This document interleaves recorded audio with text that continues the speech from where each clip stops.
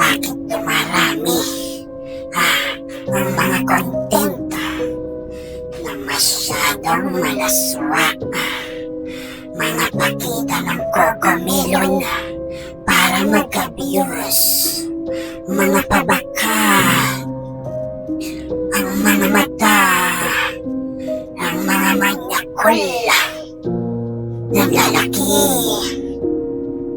Kapag nakakakita ng mga Cocomelon, ay, mga manyakol,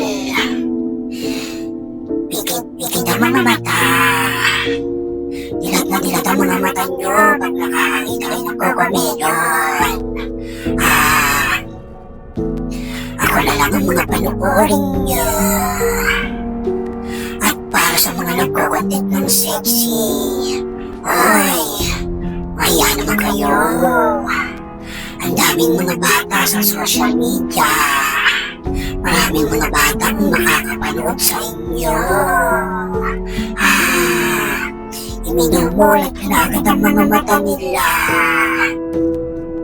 sa kanyang realidad. At yung mga Cocomelon nyo,